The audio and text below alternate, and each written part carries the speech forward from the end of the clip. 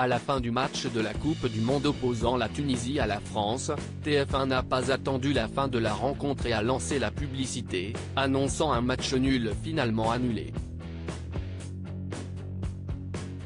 Ça ne passe pas chez les fans de ballon rond. Depuis quelques jours, TF1 diffuse la Coupe du Monde de football qui se déroule actuellement au Qatar, dans des stades climatisés, suscitant la colère des militants écologistes. Mais une autre colère pointe le bout de son nez depuis ce soir, avec la rencontre entre la Tunisie et la France. Diffusé en direct, le match s'est terminé au coup de sifflet final sur un match nul. Finalement annulé, alors que TF1 avait déjà lancé la publicité.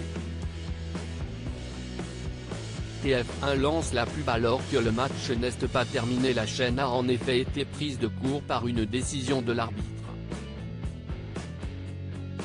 Car quelques minutes après le coup de sifflet final, le but marqué par Antoine Griezmann dans les dernières minutes du match, a finalement fait l'objet d'une vérification vidéo, le VAR, désormais disponible depuis plusieurs années dans les compétitions de ce type.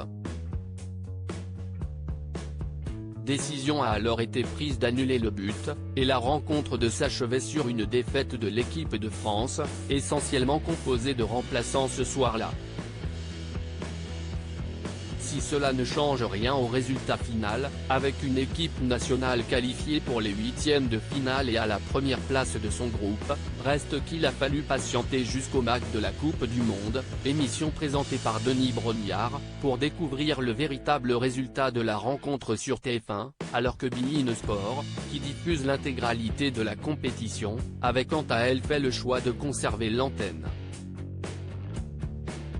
Les excuses de TF1 après le couac. Un empressement à lancer la publicité pour profiter de la manne de téléspectateurs encore devant leur écran qui n'a pas du tout plu aux fans de football, qui ont été nombreux à témoigner de leur mécontentement sur les réseaux sociaux. Si Denis Brognard s'est excusé à la fin de son émission, le couac a également fait l'objet d'un communiqué de TF1. Selon la chaîne, après la remise en jeu des Tunisiens et que l'arbitre a sifflé la fin du match, TF1 a, comme pour tous les matchs, rendu l'antenne pour laisser place au MAG. Pendant ce laps de temps, un arbitrage vidéo a été demandé et le but tricolore refusé. Cette séquence a fait l'ouverture du MAG. Un événement pour le moins inédit dans l'histoire des retransmissions, et qui pourrait bien servir de leçon à l'avenir. TF1 de son côté ajoute s'excuser auprès de tous les téléspectateurs qui n'ont pas pu vivre ce moment en direct.